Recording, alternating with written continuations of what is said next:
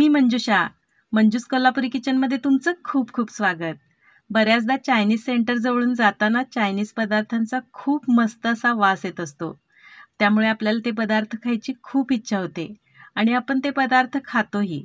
परंतु वरचेवर प्रत्येक वेळी बाहेरचे चायनीज पदार्थ खाणे आरोग्यासाठी चांगले नसते, कारण त्यामध्ये अजिनोमोटो वापरलेले असते, जे आपल्या आरोग्यासाठी खूपच हानिकारक असते.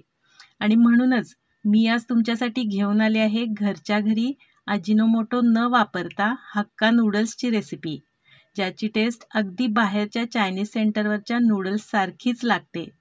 त्यामुळे आता घरच्या घरी शुद्ध तेलात आणि स्वच्छ वातावरणात आणि स्वच्छ प्लेटमध्ये तुम्ही हक्का नूडल्स हव्या त्यावेळी मनसोक्त खाऊ शकता.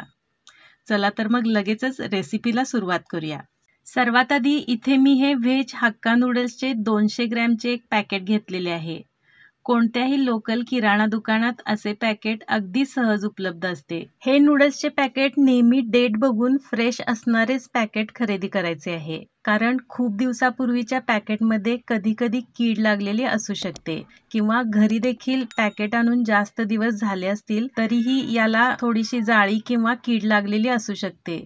त्यासाठी हे नूडल्स थोडे सुट्टे करून आत काही जाळी किंवा कीड लागलेली तर नाही ना, हे बघून मगच वापरावे. हे नूडल्स अशा प्रकारे पूर्णपणे ड्राय असतात. आपल्या शेवया जशा वाळवलेल्या असतात त्याचप्रमाणे पूर्णपणे वाळवलेले असते हे. मी हे नूडल्स फ्रेश आणलेले आहेत, त्यामुळे मी हे असेच न मोडता वापरणार आहे, कारण नूडल्स न मोडता असे लांब लांब असतील तर खायला खूप मजा येते. आता हे नूडल्स आपल्याला शिजवून घ्यायचे आहेत. त्यासाठी 1 लिटर पाणी उकळून घ्यायचे आहे आणि पाण्याला उकळी आल्यानंतर यामध्ये थोडे मीठ आणि 1 चमचाभर तेल घालून घ्यायचे आहे.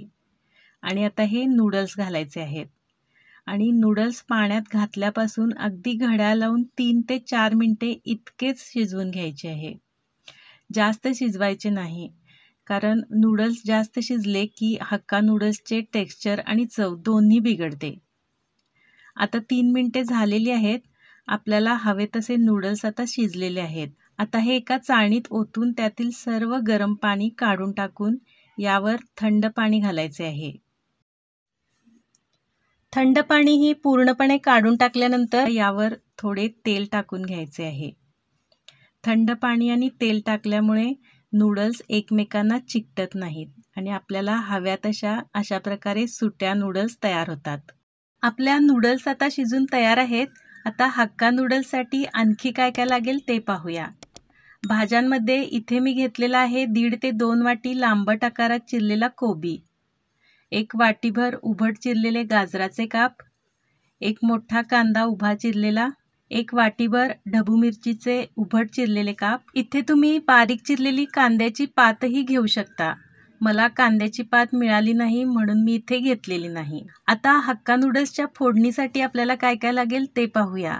फोडणीसाठी इथे मी घेतलेली आहे बारीक कट केलेली हिरवी मिरची 1 चमचा, 1 चमचा बारीक कट केलेले आले आणि 1 चमचा बारीक कट केलेला लसूण. त्याचबरोबर आपल्याला काही सॉसेस लागतील. त्यामध्ये मी इथे घेतलेले आहे 2 चमचे सोया सॉस, 2 चमचे चिली सॉस, 2 चमचे टोमॅटो सॉस, 2 चमचे व्हिनेगर आणि 1 चमचा काळी मिरी पावडर. आता आपण चायनीज हक्का नूडल्स बनवतोय आणि चायनीजचे सर्व पदार्थ हाय फ्लेमवर किंवा मोठ्या गॅसवरच बनवतात, ज्यामुळे मोठ्या गॅसवर कढईत टाकलेल्या भाज्या, सॉसेस यामधून जो धूर निघतो त्यामुळेच त्या पदार्थाला चायनीजचा एक स्पेशल स्मोकी फ्लेवर येतो. त्यामुळे इथे आपण मोठ्या गॅसवरच कढईत थोडे तेल तापवून घेतलेले आहे. गॅस मोठाच आहे. आता सर्वात आधी यामध्ये हिरवी मिरची, त्यानंतर आलं आणि त्यानंतर लसूण घालून छान परतून घ्यायचे आहे. या सर्वांचा कच्चापणा गेला की लगेचच यात कांदा आणि गाजराचे काप घालून घ्यायचे आहेत आणि हे 4 ते 5 सेकंद हलवले की यामध्ये लगेचच ढबू मिरचीचे काप आणि कोबी घालून मोठ्या गॅसवरच 2 ते 3 मिनिटे सतत हलवत राहून न झाकताच परतून घ्यायचे आहे. कारण आपल्याला भाज्या जास्त शिजवून मऊ करायच्या नाहीत, तर भाज्या अर्धवट कच्च्याच राहिल्या पाहिजेत किंवा त्यातला क्रंच तसाच राहिला पाहिजे. 3 मिनिटे झालेली आहेत. गॅस मोठाच आहे. आता सर्वात आधी यामध्ये सोया सॉस घालायचा आहे, त्यानंतर चिली सॉस, त्यानंतर व्हिनेगर, त्यानंतर टोमॅटो सॉस आणि सर्वात शेवटी मिरेपूड घालून सर्व एकत्र छान परतून घ्यायचे आहे.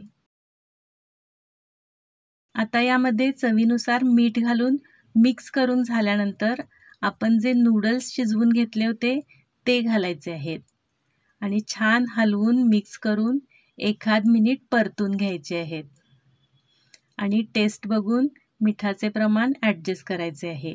अशा प्रकारे आपले एकदम गरमागरम अगदी चायनीज सेंटरवर मिळतात तसेच टेस्टी हक्का नूडल्स घरच्या घरी शुद्ध तेलात बनवून अगदी स्वच्छ प्लेटमध्ये खाण्यासाठी तयार आहेत.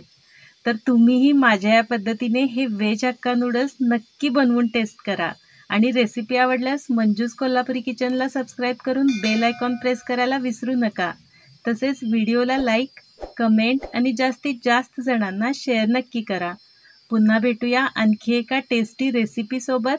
तोपर्यंत पाहत राहा माझा channel Manju's Kolhapuri kitchen. Thank you.